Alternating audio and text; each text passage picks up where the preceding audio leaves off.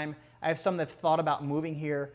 They said the street paving and the new street lights make them want to move here sooner, so they started to look for homes. That's part of marketing. Part of marketing is how you sell yourself, and we can sell ourselves as a destination. We're all going through some challenging times with COVID. People are unemployed. People are worried about losing their homes. I know that there's some tough times here, but there's also some opportunity. I work in hospitality. We market ourselves as a clean and safe destination for people to come. And I do all sorts of different marketing to pull people in. I will do free nights with different nonprofits. I was doing a lot of stuff up in Canada for a while. They're not coming down now, but it got so that people from Canada of all sorts of nonprofits were contacting me for free nights because they heard about me from another establishment. And it brought people in, and more people come here. That's how we get things going. What we need to do is look at our city as a destination, and given COVID, tons of people are now working from home. They have permission to work remotely. They don't have to go into the office. And a lot of them want to leave the urban areas where it's more dense. They feel more at risk. We have opportunities here. We have some developments being built. People can come here. They can live here. They can work from home in a place that's less dense. It's a lot safer. It's a great place to be. I also want to talk a lot about respect. I think for too long the city hasn't gotten the respect it deserves. Maybe part of that is because of the past, the history, but we're not where we were. And I think it's time for other cities in the valley to recognize that we're not the stepchild. We are just as valid as a city as anybody else south of I-10. And we do that by how we interact with these other cities, with the other officials, how we present ourselves in public, how we dress, how we behave. There's other things I'm going to talk about, but I want to let Mayor Mattis talk a little bit about his economic development thoughts. And this is why Robert's so great for the City Council, and what he didn't really talk about is how he got there to the City Council. He spent 2 years on the Planning Commission as an appointed official by one of the council members. He understood the issues. When Aniela Zabalas decided to go to law school and had to cut her term short by 1 year, we had 21 applications to fill her seat. We came up with a process because there really was no process to fill her seat. And we ended up interviewing, I believe about 16 or 17 actually showed up to the interview process. With that said, Robert just stood out. He understood the issues. He actually joined the City Council knowing that he could go to work right away. And that's why I'm supporting him for re-election this year. I think he's going to be a fantastic addition to the city. He's been a fantastic addition to the City Council, and going forward, he'll continue to know the issues going forward. So with that said, my economic development plan aligns with what Robert is. Robert is works for a hotel management. He works in hotel management. He understands the issues when it comes to managing our local hotels and businesses here in Desert Hot Springs. You know, a lot of you know my background. My background was owning a small business. I worked in the property management, and being able to bring businesses to our community has been very important to me. Growing up here, my wife growing up here, it's been so important to us to be able to shop locally and put our tax dollars here. We did a study back in 2010-11 that showed about 60 cents of every dollar was being spent across the freeway. That's a lot of tax revenue going to other cities. And in almost every other city in the Coachella Valley, you spend almost a cent more in sales tax than you do here in Desert Hot Springs. So we always encourage you to purchase in Desert Hot Springs if you can. Now, I know you can't find everything here. So sometimes you got to go out and do your shopping elsewhere. What we have done in the most recent past is we have brought an economic development manager in-house, Denise. Denise Hammond is a professional. She's worked in Southern California before. She's worked in the Midwest. She's working her way back here. She worked her way back here to Southern California to show her skills. The reason we brought someone in-house is that the City of Desert Hot Springs has always contracted out their services. And what does that mean? That means someone comes in, they show a business, and the business goes, well, I'm not sure if I want to be there. And the contractor goes, well, I have another city to show you. And they go somewhere else.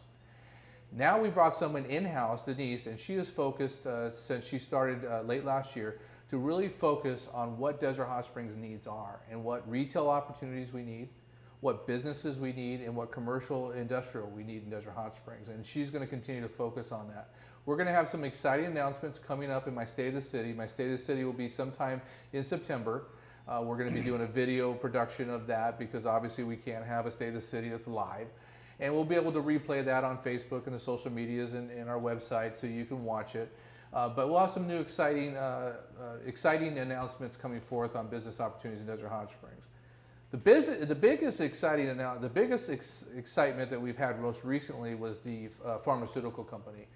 Desert Hot Springs was one of 4 cities that Royal Emerald came to and sat down with in one day. Within 3 hours, they sat down with 4 cities, and they wanted to hear our spiel about our community and what we can offer. I sat down with a team of staff members, and we talked about our community. We talked about how important it was to open your business here and how many jobs were needed in our community. Royal Emerald left and within 2 hours called me personally and said, "We're coming to your city because of you and your staff, Scott. We want to be part of your city." Now I hear that a lot. We hear people all the time. I don't know if Robert's heard that. "We're going to come to your city and we're going to save your city. We're going to be the biggest organization there." I held my breath a little bit. Literally within 3 weeks, they had bought the Kmart shopping center. They'd repaved it. They had started their process on their federal licensing for pharmaceuticals. They had donated, before they even opened the door, they had donated over close to $100,000 to local organizations here in Desert Hot Springs and only Desert Hot Springs. Their motto is youth and food programs, and that's what they did for us. Now that they're almost completely open and ready to go, they have committed to 1,000 jobs over the next 5 years. They've committed to millions of dollars in donations to our community, and they're gonna make right on that. If you're looking for a job, these jobs will begin at $43,000, which is well above our median income in Desert Hot Springs, which is around $35,000, $36,000. These are what's important, and these are the efforts that we as City Council do every day to try to bring businesses, jobs, and what's really needed here in Desert Hot Springs. And my platform in economic development really continues to be that. We have to go to the retailers. We have to go to these businesses and get those opportunities to explain what we have here and show that.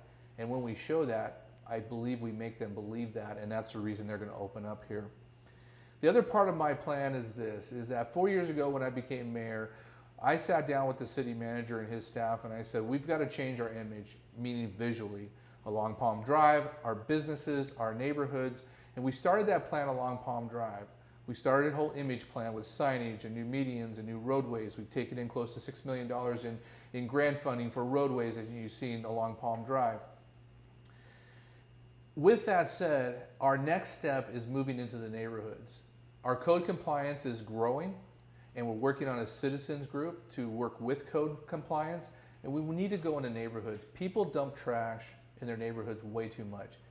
We pay $250,000 on top of our normal billing from Desert Valley Disposal just to have a truck drive around every day and pick up trash that people dumped in places they shouldn't dump.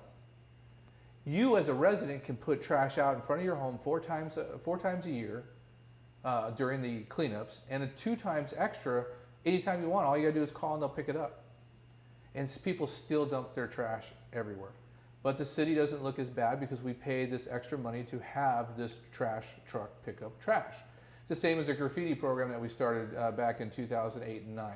You don't see a lot of graffiti in town because we have somebody that patrols the city and covers the graffiti immediately. These are the programs that we got to continue moving forward with. The recession hurt us. We're coming out of the recession. COVID slowed us down, but we're going to get out of COVID here sometime early next year. And we're going to be able to step forward and continue those promises that the City Council puts forth to you. And that's one of my platforms is economic development. We're going to continue to work on that. Now, Robert, he, again, works in the hotel business. He's brought some big-time conferences here, which I would like him to talk about, and really talk about anything that I forgot to add when it comes to economic development that you can think that the city is doing or things that we can do better. Sure. You're good. Okay. What a lot of people don't realize or don't know is that we actually had a conference here. This kind of goes back to the respect thing. It's kind of all intermixed.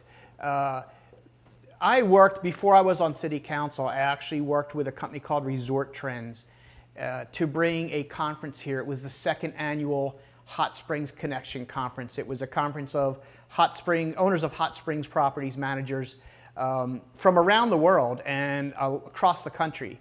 Now, there's certain states, New Mexico, Colorado, that have large gatherings, or not gatherings, I say groupings of hot springs properties. And they had a conference in Colorado last year, I think it was Grand Junction 2 years ago, and they were looking for a new place. And so the owner of Resort Trends, Vicki Nash, contacted me, said, we're thinking about coming out to Desert Hot Springs. Would you be able to meet? I jumped on it. I am a firm believer in this city and what it offers. So I look at any opportunity I can for marketing in my own job as an opportunity to market the city. So I said, sure, come on out, I'll meet with you. And she met with some other people, and I really wanted them to bring that here because I think that it was a way of establishing us and getting us some visibility. A lot of people don't know where Desert Hot Springs is. People still think we're part of Palm Springs. People think Rancho Mirage is part of Palm Springs. But we're actually distinct. The residents know that, but visitors don't. So it was a way to kind of put us on the map. And I worked really hard. So I set up meetings with the city manager. I set up meetings with Mission Springs Water District.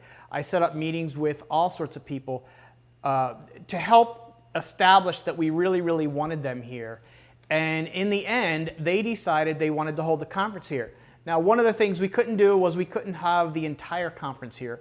And the reason is we don't have really, really good conference facilities. They needed a place that had state-of-the-art media, microphones, AV equipment, all that in-house. And we don't have that here. So 2 days it was in Indian Wells, and then the rest came up here. And what we did is we had them stay at the different hot springs properties. And then we did a hot springs tour. I put together this tour. We had 4 tour buses. And throughout the day, I think we stopped at 7 different places. It was a lot of work, but it gave us some really, really good visibility. We had over 120 people from all over the country and all over the United States and 4 different countries.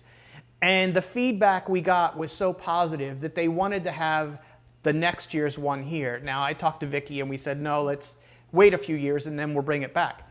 I don't know what the future of conferences is right now. I don't believe that anybody does. But it was a real good way of showing the world what we have to offer here. And I want to do more of that. I don't think conferences are our future. However, we can use those same tactics to bring people in here. And that's really what we want, is to reestablish our spa business, bring more visitors. That will bring more business to the city. And then more small businesses can open up where they'll have some sustainable income. One of the things with economic development is you can't open a business unless you know that it's going to succeed. And for that, you need consistent, sustainable business. If you look at what we did during the COVID shutdown, especially during the first one, the community was very big on making sure that they visited our restaurants for takeout to keep them open, because that's what we wanted. We wanted to support. And that's what we can do, is as long as we support these businesses, they'll be here. When it comes to economic development, you can see there's a lot of work done by the city council. There's 5 members on the city council, 1 mayor, 4 council members, and we continue to push and utilize the people that we know. So being on the city council since 2007, I've been very fortunate to meet a lot of people out there and be able to have some continuity when it comes to being able to tell people about Desert Hot Springs. Now, if you drive up Palm Drive and there's still a lot of businesses that you want to see, we're always open to suggestions, and Denise is always open to suggestions. So please don't hesitate to ever email me, call me, talk about those things. This economic development really strives and goes into our fiscal responsibility and what we want to do when it comes to strengthening our budget. These tax revenues go into our general fund. Our general fund then pays for police services, fire services, code compliance, new roads, and so forth and so on. So the more you can spend your tax dollars here, the better it's going to be for Desert Hot Springs. Jobs in the cannabis industry. Now, I know that people really want us to talk about the cannabis industry. The cannabis industry has been good for Desert Hot Springs. It's the second most tax revenue that we produce in Desert Hot Springs. Desert Hot Springs has property tax, which is the most. and then we have tax revenue from the cannabis industry. The cannabis industry, we have about approximately 30 businesses in operational here in Desert Hot Springs, and we see more being developed every day. But when it comes to the cannabis business, we have to remember that manufacturing, we don't charge tax for, and we only charge for the grow space that they grow in when it comes to the taxation. So when you do see a new business, we don't know if it's completely manufacturing or not. We don't know how much tax revenue we're going to get until they decide to grow. With all of that said, the cannabis business seems to be doing well.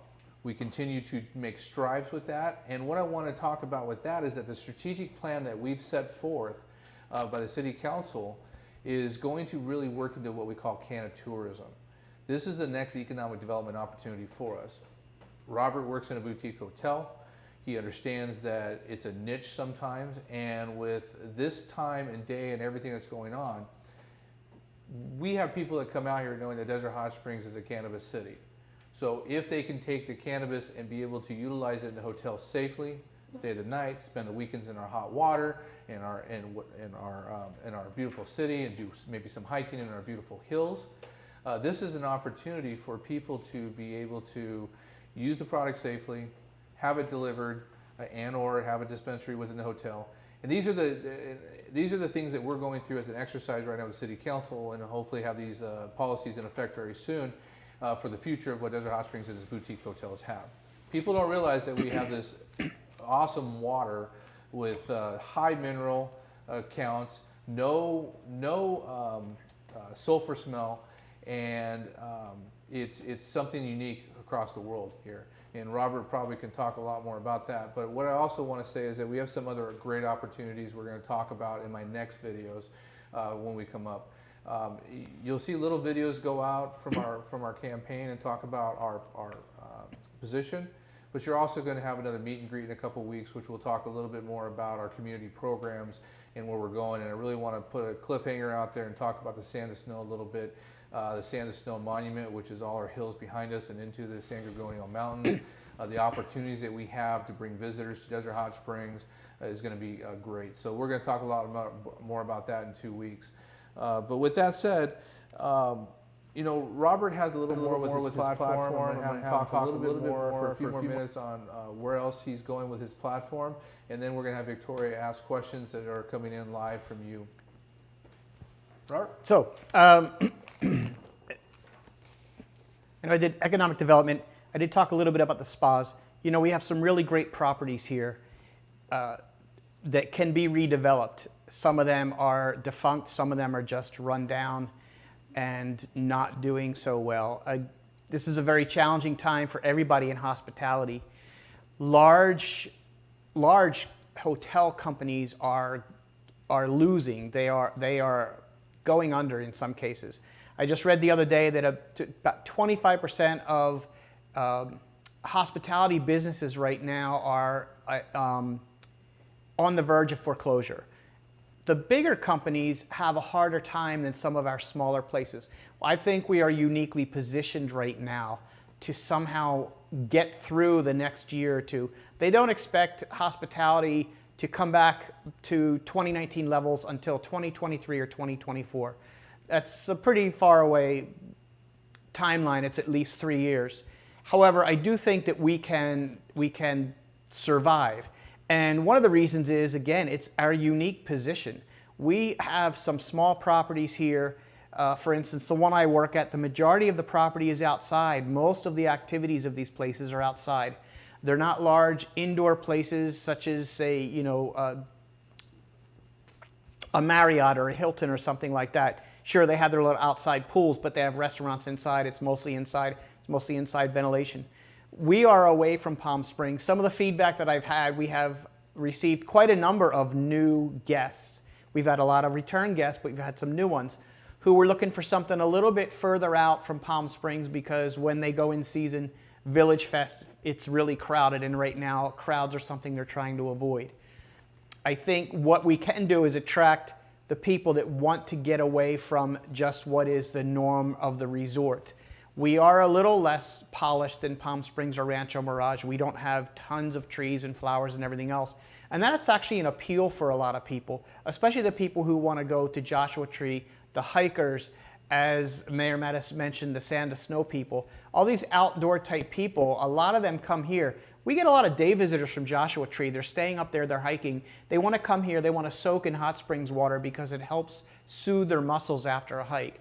I think we have an opportunity to really present ourselves as being a separate but united city with the Coachella Valley, in that we are a little bit away. I always like to say we're minutes away from Palm Springs, but we're a world apart. It's a really, really good way of marketing what we do here. And that's one of my things, is I want to get the word out that we do have these great places that people can come, they can relax, they can enjoy themselves. We've had the new Indian restaurant, Taste of India. It's a fantastic addition, and all the guests love it. So having more restaurants come in of different types is going to really, really benefit us. It's something we can do. We have the old CJ Grand, which is now going to be the Azure Palm Hot Springs, I think, Azure Palm Springs Resort. I apologize, Maria, I screwed that up, I know. But it's a great opportunity. She's going to do a fantastic job, and it's going to be the next great resort here. So we have those opportunities.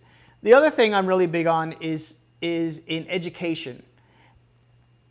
I think that everybody says that, they're big on education, but I am a firm believer that we have an opportunity as leaders to really, really be there for our kids. A lot of kids are in disadvantaged households, and they kind of sometimes will live that cycle of poverty because children believe what they see. So when they see that their kids are working hard at a low-paying job and they come home, they believe that's their only future. And it's our responsibility as leaders to show them there is a whole world out there. There are lots of things we can do. I was talking to someone from the Living Desert, and I have to set up a meeting, but we're talking about finding ways to let children who get free lunches here, have them and their families get reduced admission to the Living Desert.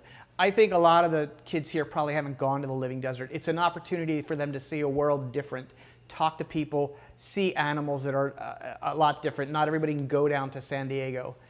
I think we also need to be a little more involved in what the schools are doing. I had worked on a plan all winter. I was working with the different principals on getting us involved with the schools and kind of adopting a school each to work, to go in to read to the kids, to be a visible presence so they say, oh my, look, here's this leader, and get them involved in the process of civics, learning how government works, getting them interested in all these things. And the pandemic just kind of shut that down. It happened right when we were going to do some stuff, and I don't know what the future of that is, simply because I don't know that we can go into schools for a while. I think the schools right now are trying to figure out how to have school. They don't need us messing it up. However, I think once we get that down, it's something we need to do. We need to be more involved in making sure that our children know there are opportunities for them, and we do what we can. So you can see there's a lot to bring to the city council when it comes to the diversity on the city council. You're going to have to make some choices, and I know tonight might not be the day you're able to watch this. This might be a repeat over time, and you'll be able to sit down and listen to what Robert's platform is. But I really encourage you to look at the candidates for city council and vote for individuals that are smart, individuals that know their city, and individuals that can contribute to their city. I'm a mayor that loves a good team. I have been very fortunate to be the mayor in the last 2 terms and be able to lead a team of council members that are making a difference in Desert Hot Springs. I really would love to see Robert reelected to his seat. I would love to see him continuing for the next 4 years and making the difference that he's talked about tonight in Desert Hot Springs. So I'm asking you to please do your homework on the candidates that you see. Just don't wait for your mail-in ballot to show up and then decide, okay, who has the best name, or I don't know what to do, and just pick somebody and close your eyes. Really do your research. And if you have questions, call them, talk to them. I know that Robert will pick up the phone and talk to you and talk about his platform. So I really encourage that. Signs. I thank everybody who's requested a sign. We still have plenty of signs, so if you need a sign for your yard, we still have plenty out there. I know Robert's going to have his signs in very soon, and he'll be able to get you signs if you need them. Check out our websites, our social media, and you can see our platforms on there. A lot of people say this is probably the most important election that they're going to be part of because of the way they feel about politics in general. Well, this is an important election for Desert Hot Springs. You're going to elect the mayor for 4 years, and you're going to elect 2 council members for 4 years. And these are the people you can walk into their offices and talk with them. You can call them on the phone, and most of us pick up our phone if we're not working. Those are the types of things that you can really make a difference when it comes to politics, because you're going to be able to have a say in who's your next leadership here in Desert Hot Springs. And then I'm going to actually have a meet and greet in 3 weeks, actually. It's September 16th. I'm going to invite Jessica Gilbert. She's running for city council. She's been a longtime realtor here in town, and she's going to talk about community programs and her platform. And she's working closely with Robert, and they're looking as a team to be elected to city council to serve with me on the city council. With that, we're going to go to questions. I know we have a few questions coming up, and Victoria's going to ask those questions. Say hi. Hi, everybody. How are you? I hope everybody's doing well. I've been interacting with you guys on our live Facebook feed, asking for questions. I haven't received a whole lot. I do have a couple I'm going to go ahead and ask the guys. And then if you have any questions, please put them in the chat on our Facebook Live, and we'll get to those. So one of the questions that came up when you guys were talking about Desert Valley Disposal is that what do our residents do when they are driving through town and they see just piles of trash? Where do they go? Do they call someone? Do they go to something on the internet? Do they call Desert Valley Disposal directly? Do they call the city? So let's get some clarification on what we want our residents to do when they see that issue. Yes, yes, and yes. You can call the city at 760-329-6411, and that can be reported very easily. You can call Desert Valley Disposal directly. And there's 2 other ways. One, if you have an Android phone, you can actually download an app. It's called My Desert Hot Springs. It's still available on Android. It's not available on iPhones. We're sorry about that, but the app designer, I don't know what you call them, they've actually stopped using that. We're in the process of looking at expanding that app in the future. But there's another way. You can go on the website, right, Robert? Yeah, the portal, I believe. Yep. So there's right on the city's webpage, cityofdhs.org. Right at the top there, you'll see a coronavirus tab. You'll see some other tabs, and there's one to report issues. And you can report them right there. You can stay anonymous, or you can put your information in. Either way, if you report it, we'll send it to Desert Valley Disposal to get that trash picked up. If it's a graffiti issue, it'll go to our graffiti. If it's a code issue, it'll go to code compliance. If it's a question in general, it'll go to that department and get answered for you. And hopefully somebody should call you back and if you leave your information. Okay, perfect. So we just have another question that came in from Gary Gardner. So we all know Mr. Gary. And his question is, what will you do to keep the city on firm financial footing now that it finally is? Who's Gary? Oh, I'm sorry. Hey, Gary. You want to start? Sure. I think we'll just do what we've been doing. So we just recently passed a budget, and it was very conservative. We have some unfilled positions. We've kind of frozen that, and part of that is because with COVID, we don't have any certainty in terms of what our TOT is going to be. I do understand that, and so if you go back to March when everything shut down, I think every city, not just here, but across the country especially, as they closed down, was like, what are we going to do? And they took a hard look at their finances, and everything just came to a screeching halt. I think there was a lot of fear then, too.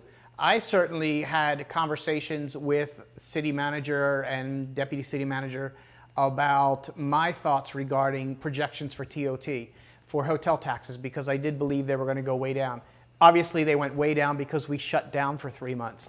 But since then, they've come back, and they are not at, again, they're not at 2019 levels, but they are higher than we actually thought. So being conservative with those projections was good. We may come out of this a little more ahead. The best thing that we can do is continue what has been done, which is to continue to build reserves, put money aside for those really, really hard times. Excuse me. At the same time, work to bring more business in and work to reopen our businesses. You know, we have shut down. A lot of our businesses are still closed, and there is some uncertainty as to when. But we can talk to the county leaders, we can talk to the state, which a lot of the city leaders have done. I know the mayors all this week did, and work on getting them reopened. And that will continue, that will actually bring our sales tax back up a little bit. And then instead of doing what used to be done in the past, which is spending money you don't have, you just keep socking it away. We are making improvements through the use of grants, which very, very much helps. We can continue to look for opportunities to use grants. But the best thing is to save that money for the rainy day, because this is one little downturn, but we all know they're cyclical. There could be another one in a couple of years. We need to prepare for that so that we don't have to cut services for the residents. And to add a little bit to that, where you try to set your goals with reserves is that you should have about what you have in 1 year's budget in reserves. That's what a lot of cities do, and a lot of cities that are well off have a lot more than that. You're seeing cities like Palm Springs that are struggling right now to figure out how they're going to backfill their TOT tax and their sales tax because of COVID and what it's done to their city. We're very fortunate that we had enough in reserves to cover this fiscal year, and in the next fiscal year, we're planning for what we need to cover for. We aren't at the point of having enough in our reserves to have 1 year's budget, but we're a lot closer than we were 6 years ago. 6 years ago, we almost had zero at one point in our reserves. So we continue to put money, meaning that we set a policy that 25% of all cannabis money goes into a reserve. We sock away money when we can into reserves when extra money comes in from TOT, property taxes, those types of things. We don't pay the highest when it comes to staffing salaries, and that's a misnomer in Desert Hot Springs. There was one person running around saying that the city manager is one of the highest paid in the Coachella Valley. If you look at the city managers of Coachella Valley, our city manager is the lowest paid in the Coachella Valley, and that needs to be out there and let people know. We did not pay the best when it came to police officer salaries, but we brought that up to a very medium income that the police officers are now just not using this as a stepping stone to go somewhere else, but they also know that we don't pay the top, and so we still have to balance that out. We pay our staff well enough to keep them in-house, but we don't pay the highest in the valley, and a lot of cities do. So balancing the salaries, balancing what we have to utilize in general fund for other services, and continuing to monitor that is going to be important. Also, what we have gone to is a 2-year rolling budget. So we continue every quarter to get an update from our staff, every biannually from our financial consultant, and we're always looking ahead 2 years to make sure that we're able to fund the programs that we're funding, fund the necessary salaries that we're funding, and make sure we don't have to make any major cuts. Knowing what you're going to be in 2 years, you can make small cuts to be able to utilize that in 2 years and not have to make the major cuts 2 years later. Okay, perfect. So we are getting questions rolling in now, so that's exciting. I thought I was only going to be able to talk for a little bit of time, and those who know me know I love to talk. So the next question we have is from Jessica Gilbert. So she wants to know if you guys can clarify that the new city hall came in at budget. And I guess another candidate was saying that it came in way over budget. So she wants to know if you guys can please clarify that for the residents. You want me to start on that one? Yeah. All right. So there's this big discussion, how much did your city hall cost? So when the city council went to the drawing board to build a city hall, we had an architect do a plan, engineering, all this stuff, and it came in way above what the city council had allotted. The city council went out and we bonded out for the city hall. We only had so much money that we bonded out. We refinanced some debt that we had. We were able to take out a little bit of money, pack it away. We were able to lower our payments on that bond, and we were able to not have to make as many payments. With that bond, we were able to build the city hall at just around, I believe, $7 million. That's construction-wise. Now, everything else with furniture, computers, they came out of different funds, and all that said, it's just under $10 million when you get all said and done.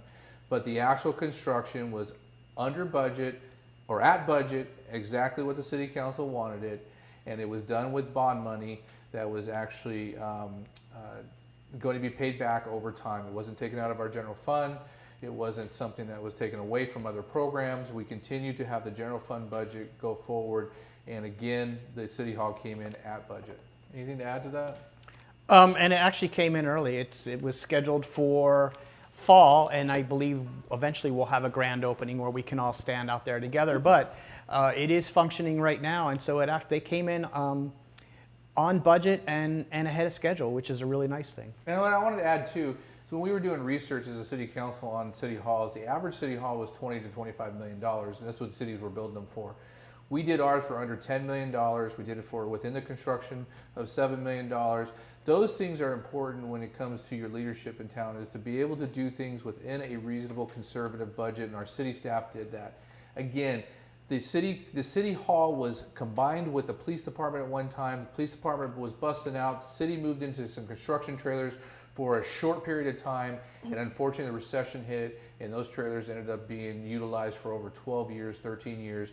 And that was not acceptable, because by the time we got it, the new city manager came in and looked at them, it was not repairable. We had to find a new building to build. He did a fantastic job on the way he did it.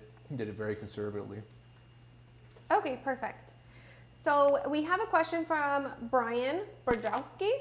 His question is, please explain why your competitors are making a stink about decreasing cannabis tax. Is this good or bad? And what are some pros and cons? You want me to start on that one? If you want, I can. But. Look, this is a hot button. You, the voters, voted in the cannabis tax and did it in a period that we were one of the first leaders in the state of California. The cannabis industry came in and they said they didn't care what we did, just legalize it so that we can get out there. We set a tax at $25 a square foot for the first 3,000 square feet of cultivation, and $10 a square foot after that, and a 10% tax on sales tax. Over time, the cannabis industry's come in, some have built, some haven't built, and other cities have got involved, obviously. Now, we can't really compare ourselves to Northern California. It's a different market up there, but we can compare ourselves to Southern California. I had promised the cannabis industry, who's come in and said, your taxation's high. And I said, okay, we'll do a study. We've done that study. We reviewed that study. We'll be making decisions very soon on where the cannabis tax is. But I want to make it very clear, you, the voters, voted for this tax. The cannabis industry is important to us, but my constituents are more important to me to make sure they get the services that they deserve. This is my opinion, and Robert can give his, I'm not going to lower the tax without a good study and a reason to do that. Now, jobs are a good reason. Bringing in more business is a good reason. That's what we have to outweigh. We've had some competitors say lower it to pennies, dollars, like $3, $4 a square foot, and you'll produce this 3,000 jobs. That's just unrealistic, and that's the reason my motto is a realistic vision with real results. Is that you have to balance out what's best for your constituents and what's best for the industry. Now, reasonable people in the industry say it should be closer to what Palm Springs is. Palm Springs is $10 a square foot flat across. They're the lowest in the valley. We're second lowest in the valley, and if you do the study, we have people argue with us all the time. We don't charge for manufacturing, don't charge for distribution. All we charge for is the cultivation, the canopy cultivation square footage. We don't charge for bathroom space, office space, those types of spaces. We have a fair tax. Now, does it need to be lowered? Possibly, and we're going to have that discussion very soon to talk about that, and each council member will make that decision once that final decision comes forth, which should be very soon. But we have to be very careful again. Don't want to lose the industry, but I also don't want to take away a police officer from the street either. So I want to make sure we balance that. I hope that explains it a little bit. I know there's a lot there. I'll let Robert add his 2 cents. Yeah, I kind of want to echo that, but there is a lot of clamor to lower these taxes, and I know that there's some people out there running for seats that are saying, if we lower it, we're going to bring this number of jobs. I've not seen any empirical evidence of that. There is not necessarily a guarantee that if you lower a tax, it creates a job. There is opportunity to take a look at this, and if you watch the council meetings, you will know that we had one where we said we are willing to take a realistic, deep dive look. Everything has been done at the surface, and see what should we do.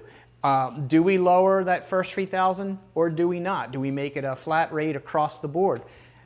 The ultimate thing is we have to realize that this tax is not really paid by the residents. It is paid by the industries, and it benefits the residents. And when you start to take a look at what you have when you reduce taxes, you have to look at where that's going to cause you financial issues. So if you're saying drop down to $3 a square foot from an average, when you average it out, most of them around 12, all right, you're talking about losing $9 a square foot over hundreds of thousands of square feet. You're talking millions of dollars of lost revenue. So then you have to say, what is the effect on the residents? It's not a positive effect. And you can say you're going to bring in 3,000 jobs with that, but that's not going to have a real positive effect. Maybe people will get jobs, but what does it do for the city? It really, really takes away our ability to do the things we need to do to keep moving forward. The other thing I want to make clear is because some people don't understand the distinction between a tax and a fee, because we just had a whole study done on our development impact fees and our user fees. Development impact fees, something separate. Let me take that back. We're doing the Nexus study. I know I'll catch crap on that. User fees. All right, user fees are what you pay for us to provide services. You know, the city is a city, but it does cost to provide services, to print up permits, to do studies, to do code compliance, all that stuff. And there was a big to-do about that because some of the fees went up and others went down. The reality is those are not taxes, they're user fees, and people need to understand there is a distinction. And you can't lower those fees below what it costs for us to do business. That's basic business sense. Nobody creates a product and then charges less than what it really takes to make it because they can't survive. Same thing with the city. So user fees are established fees that pay the cost of us to do those things. So I just hope people understand. People can promise you all sorts of stuff. I don't promise anybody anything other than I'll work hard and I'll do my best to make things better. But I can't promise you that I'm going to cut taxes or I'm going to create jobs. I'm going to do my best for the city and the residents. Remember, you got to have 3 votes on a city council to do anything. So if somebody is sitting there promising you they're going to do something in their campaign, ask them how they're going to convince 2 other members of the city council, because they can't talk directly to the student council meetings. Because city council members, that's a Brown Act violation. They have to be able to debate well. They have to be able to have a good plan to be able to convince 2 other council members during that vote at that city council level. Okay, so basically what I heard on that was if those candidates are out there and they're saying something that sounds really good, sometimes what you hear might be too good to be true. So do your research on these candidates before you guys make those votes. That's just a little side note for me. So we have another question. Kurt St. Armand. Hey, Kurt. I'm concerned about the lack of police presence in town. Do they ever just cruise around, or so it seems to me they only show up in force for incidents? Yes and yes. Yes meaning that we have a lot of incidents that our police do respond to. We're a very active community. And yes, we do patrol certain areas. If you don't see a patrol in your area, feel free to always call the police department and ask for the watch commander and state that you would like to see more of a presence in your neighborhood and give them your address. If you don't get a call back from the watch commander because they might be off or something, please feel free to reach out to me. I can get you direct contact with the deputy chief or the chief of police or one of his commanders, and they can talk directly with you and ask what the issues are in your neighborhood. Our police, we just hired a new deputy chief, and our chief has been with us for a long time and done a fantastic job, and they're very community oriented. So if you feel that way, they would love to hear your response back to them, or what your concerns are, so that they can respond back to you with filling that void that you feel in your community. But yes, so we are a very active community when it comes to not so much crime, but any kind of emergency response. And our police department is well staffed. We have 33 police officers that we fund each year, and we do respond quite a bit to these emergencies here in town. So anything to add? No, it's just, they have a lot of territory to cover. And there have been times where I don't see any police presence for a while, and then all of a sudden I see a bunch. I think, at least my experience has been that they tend to concentrate in areas that tend to have the biggest number of incidences. Other neighborhoods may not see them as much, but they've always been, from my perspective, very responsive whenever I had an issue. And I don't mean this from a sitting on city council and they know who I am perspective. As a resident for years, whenever I've had an issue and called them, they've always been very responsive. But I drive around quite a bit, so I tend to see police presence almost everywhere most days. Okay, so Brian Bardowski just wanted to add to that comment. He said that the community that he lives in had theft of plants from the front of their development, and they made a great effort to drive by at night for a while. So I think our police are pretty responsive, and when you need them, they're there for you. Just from me to you guys, I appreciate all you do for our community. So we have one more question, unless I get something while you guys are answering this. It's from Angela Rainey. It was submitted on Facebook. And it is, what is being done to bring veterinarian services back to town? The animal hospital has been closed for far too long. Yeah, that was sad. So that was a nonprofit that ran the veterinary hospital here in Desert Hot Springs. They put a lot of money into really building that facility up, and it was beautiful and well run for a while. We, as a city, did not know that they were going to end up closing down. They did finally notify us at the end, and our community development, wrong person, the economic development manager has been tasked with going out and bringing these services back to our community. Robert, anything to add? Yeah, I do. So my experience with veterinarians is in this area. It is tough. It is really tough to get one to be established out here. And I don't mean just here. People that know me know, if you watch city council, I have cats. And so I did attend, or not attend, I did take my animals here to the one in Desert Hot Springs. And then one time I had an issue and my cat couldn't breathe. And they said, well, we don't have any appointments. It's low-cost vaccination day, which was just ridiculous. So I had to go all the way to Palm Springs. My cat's not breathing. I'm upset. And so I kind of got a little pissy and said, well, I can't go there if you're not going to be available. My cat needs to breathe. And so I've tried other places. And one of the last places I went to, I called, and they said, well, we won't have a vet here for another week. And it happened several times where they wouldn't have a vet for 2 or 3 days. And so what I found out is they're having a really hard time getting veterinarians to actually be out here and stay out here. So it's not just us. So it's a very, very tough thing to do.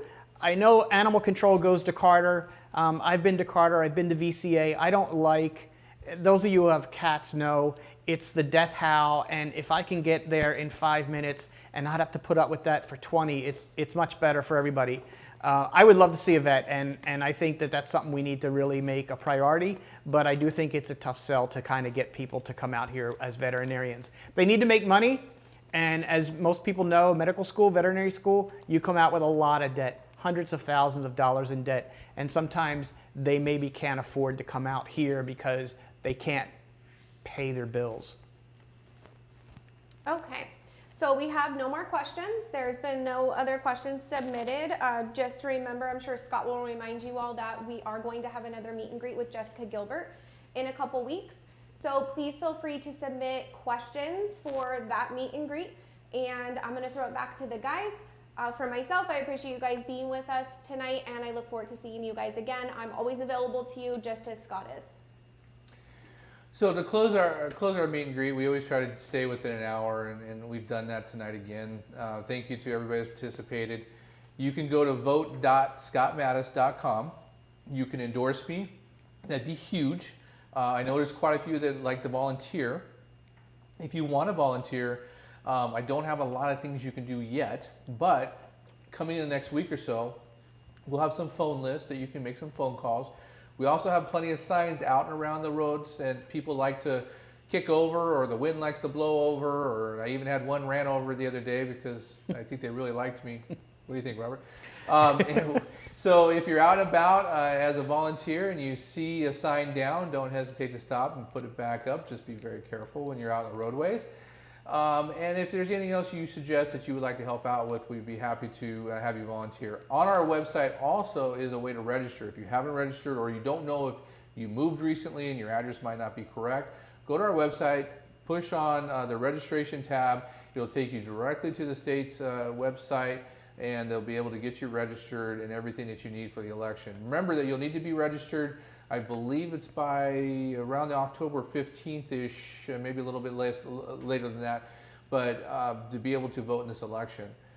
The mail-in ballots come out around October 5th, and you'll receive them sometime that week, depending on if the post office is funded or not. Hopefully they'll be able to get them to us on time. With that said, everything's going to go to the register. Election night, we'll have an initial count, but again, it'll probably be 2, 3, 4 days before we have final counts on where we're at. Sometimes it might take up to a week, and there was one election that took up to almost a month. So with that said, it's really important that you do get out and vote. I know this is a presidential election, so there'll be a lot of you out there. But again, please do your homework on who the candidates are. There's 7 candidates running for city council. There's 2 running for the mayor's seat. And it's very important that you look at the candidates on their merits and what they actually can do for you, the community here. I've prided myself with over 13 years of service to you here on the city council, going on my over 4 years as mayor, and that I can sit there and literally drive out in this city and see the difference that I've made sitting on the city council because of you and what you've requested from your homes. With that said, again, a realistic vision with real results is my campaign slogan. I've never steered you wrong when it comes to that. I never will. Robert, anything you'd like to add about your website? Yeah, you can go to my website. It's Robert for DHS. If you've seen my big signs, I'm getting the little ones eventually. You know, everyone's like, oh, you have to come up with a slogan and a platform and things. And I'm more of a let me just do the job kind of guy. But my slogan is putting DHS first. And so I really want everyone to understand that when I make a decision, when I read the material for a council meeting, which sometimes is 1,000 pages, I do my research, and I always make sure that the decision I make is what's best for the city. I don't do it for me. I do it for the residents. I'm enjoying this job. I'm really learning a lot, and I'm seeing that I can make a difference, and that makes me happy. But I do want people to understand that the city and its residents are really the first priority for me when I'm on council. I want to thank everyone for their time. I want to thank Mayor Mattis for having me here, his wonderful wife, Victoria, who is always so wonderful, and Burke Media. And I will just say, I hope you all have a good night. And please do vote. It's very important. Your vote counts. And again, a realistic vision with real results, and I'm here with a real person that can make a difference. Thank you again, guys.